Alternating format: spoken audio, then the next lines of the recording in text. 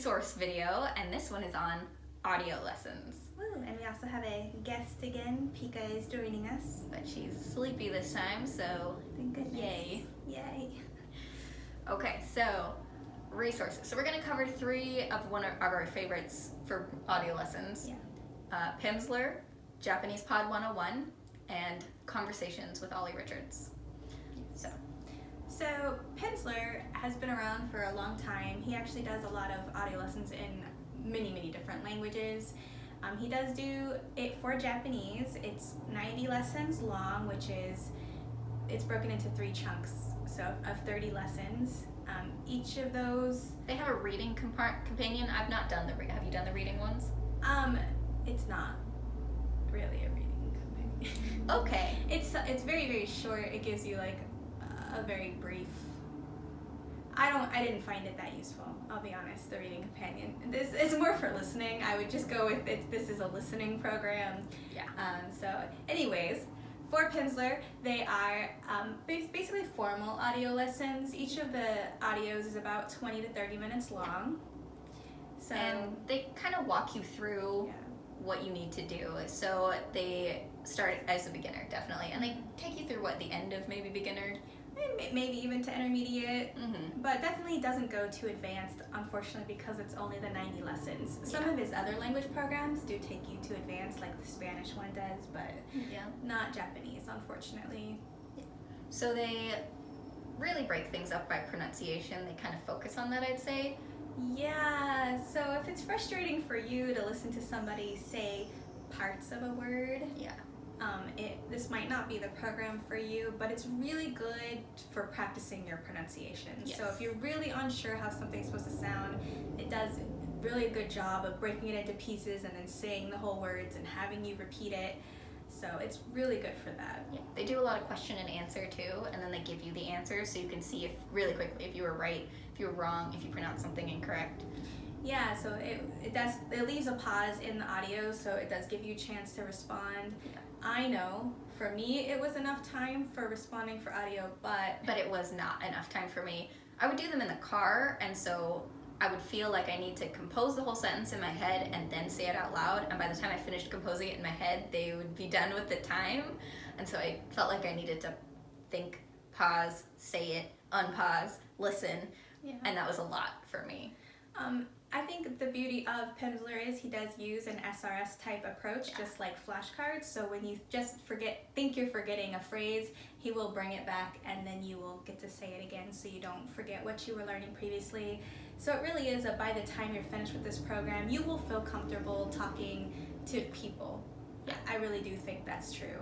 But do take into consideration it is only formal Japanese, and I don't mean ultra formal, I mean just regular formal, so you don't learn any casual, so you do need to be aware of that. If you are hearing people talk and you think you're not understanding them, it might just be because they're talking casually and you don't realize that.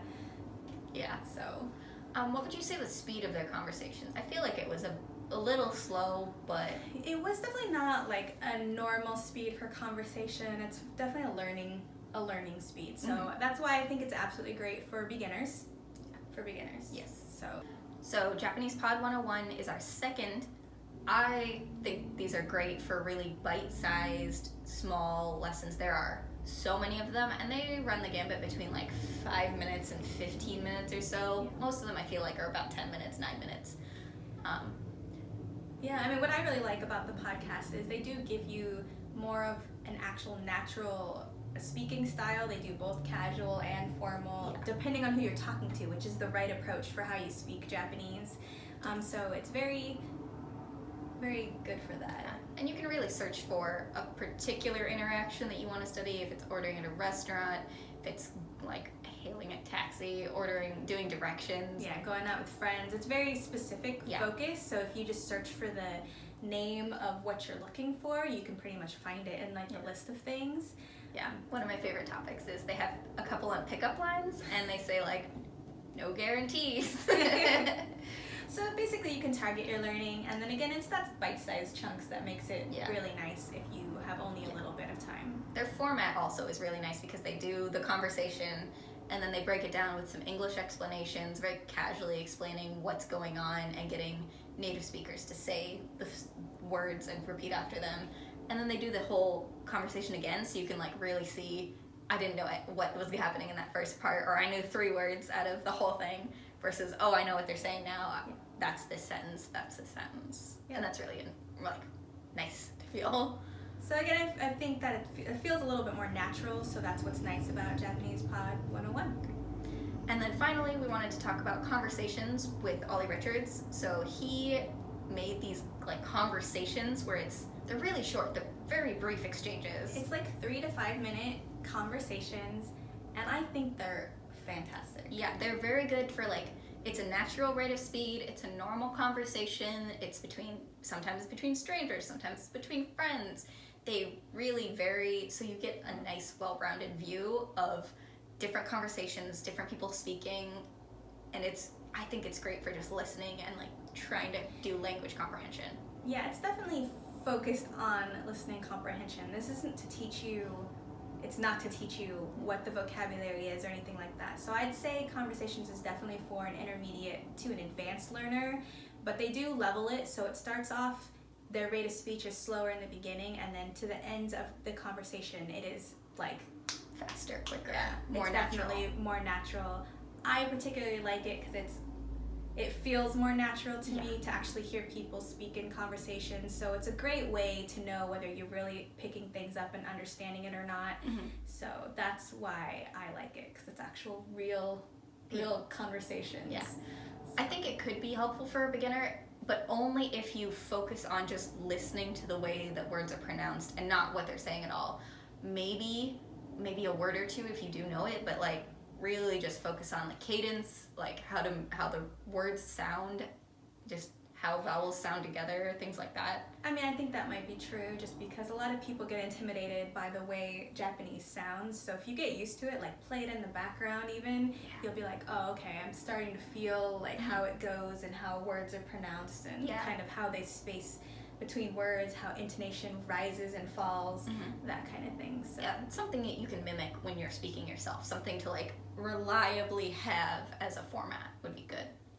I do believe there's like a PDF printout that you can get with it, so you can see what the conversation was, so you can read it later. But again, it's not there to teach you. It's definitely for listening purposes, but I really like it for that reason. So those are our 3 main favorite audio lessons. There are so many available, and there are so many more, but we really like those 3 because they kind of cover different areas of audio lessons, whether it's beginner formal, beginner to advanced intermediate, just listening when you're in the intermediate or advanced. All of those cover kind of everything that you really need to do when you're practicing and trying to be an auditory learner. Yeah.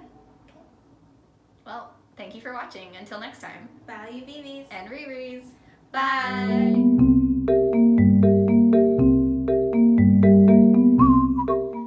Yeah, like I remember listening to some of the conversations like last year where we looked at them and I was like, I have no idea what's going on. I don't know. See, I think for conversations especially, the reason it's so nice is because it's hard to find audio where you can just listen to people, and so you're not getting all that breakup of the English in there. It's not messing around with the pronunciation. It's literally just letting you listen to it, and so having it on in the background. And a lot of people who are learning Japanese, I always feel like anime ends up playing a role, and just the way people speak isn't normal in that, but it's hard to know it if you don't know it. Because they just speak so they characterize them in that a lot. I mean, I love anime. Oh my god, me too. But that's not the way to speak. It's not the best. You'll sound learning like an tool. idiot. Yeah. So I mean, that's why, especially for conversations, I really like. Yeah. The No, way it's formatted. It makes me feel more comfortable because I know what to do with my mouth. I mean, the only other things I would suggest to watch would be like internet sources, which we could talk about later, like the live YouTube news or the shopping channel. Yeah, just to have it on in the background. You feel like you're immersed when you're not. Yeah, but I don't think you should pay that much attention to it. It's just to get used to it. Yeah, Japanese music, stuff like that. Mm-hmm.